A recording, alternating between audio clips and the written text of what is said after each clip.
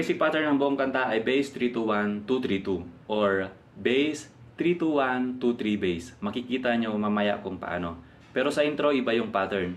Yan yung unang gagawin natin, yung intro.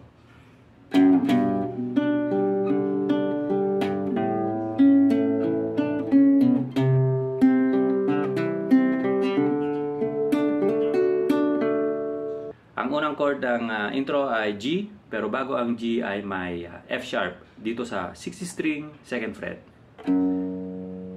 F sharp yan. Then G. Kung paano gawin yan ay ganito lang, mula sa F sharp, lipat ka ng G.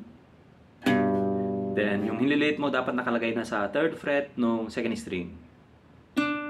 Then akyat ka ng 3, 4.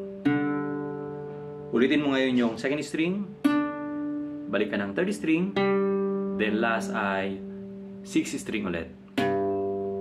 Yan ay buwelo papuntang A chord. Dito sa A, yung pattern ay pareho lang sa G. Bass 2, 3, 4. Then balik ka ng 2, pero ilagay mo yung hiniliit sa 3rd fret. Then i-release mo para balik ng 2nd fret. Then last ay ilagay mo yung hintuturo doon sa 2nd fret ng 5th string. Dito. Buwelo yan papuntang C mamaya. So yung A chord ay ganito lang.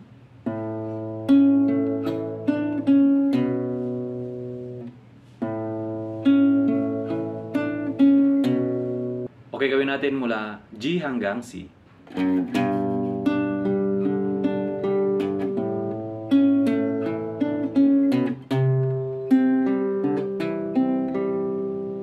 Sa C chord, ganito lang yan.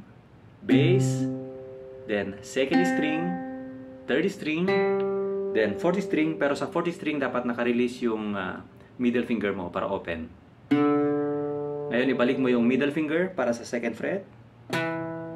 Then, balik ka ng 2nd, 3rd. So, ganito yan.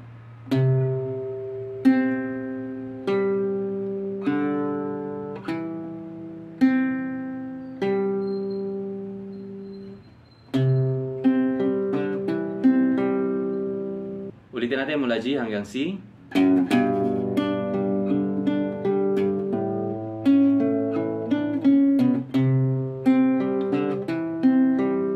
Then D chord.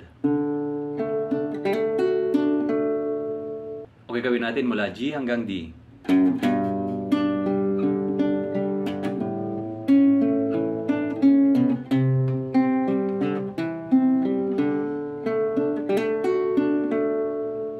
Sa D, ganito lang.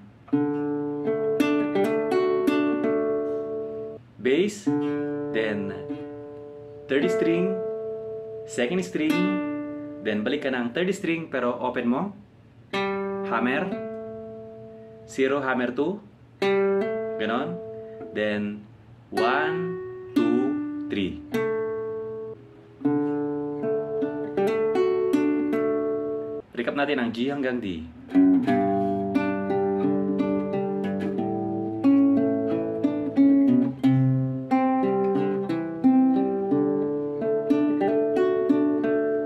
Yung last na bilang pala ng D chord, pwede mong gawin dito sa F sharp instead na dito sa 3rd string. Kung gawin mo ganito, parang yung F sharp kanina. Okay, pasok naman tayo sa verse mula sa D. It is the evening of the day.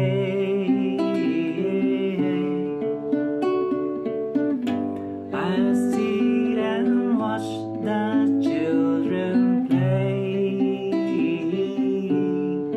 Ang main pattern na pwede mong gamitin sa verse ay simple lang, either bass 3-2-1-2-3-2 or bass 3-2-1-2-3 bass.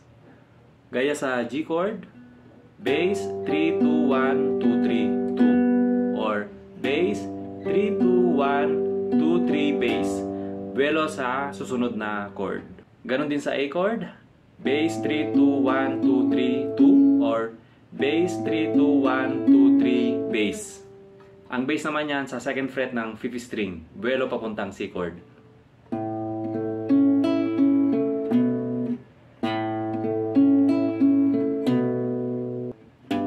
It is the evening of the day.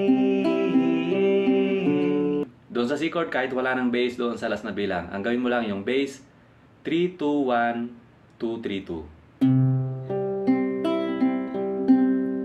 Then D chord, buwelong papuntang G. Gawin natin mula G hanggang D. Then next line, yung next line ay pareho lang sa unang line. It is the evening of the day.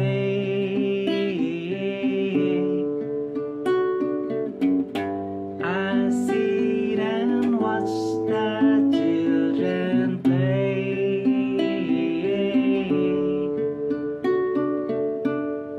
Dito sa pangalawang D, yung last na bilang niyan ay doon sa second fret ng 5th string. Buwelo yan pupuntang C chord, smiling faces. Smiling faces I can see, but not for me. Doon sa G chord, mag-F sharp ka doon sa bandang gitna. Ganito. Smiling faces I can see,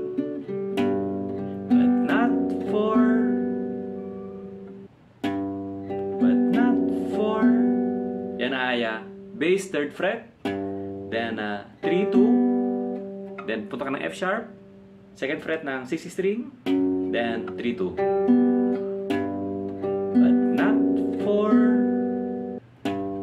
But not for me. E minor. I sit and watch as tears go by.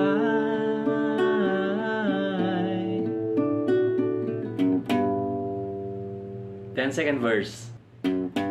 My riches can't buy everything.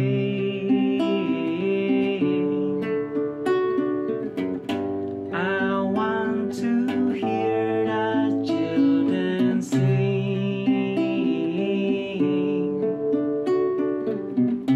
All I hear is the sound of rain falling on the ground. At yung last part ay pareho lang din nung unang verse. Of rain falling on the ground. I sit and watch as tears go by.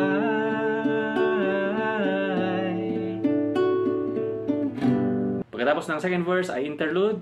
After ng interlude ay balik ka ng first verse pero baguhin mo yung third line.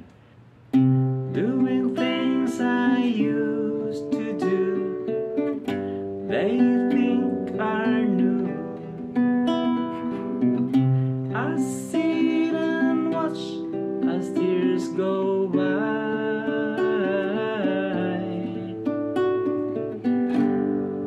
So yan yung simpleng plucking tutorial ng kanta, As Tears Go By. Sana nagustuhan ninyo. Sa mga hindi pa subscribe sa aking channel ay please subscribe or follow.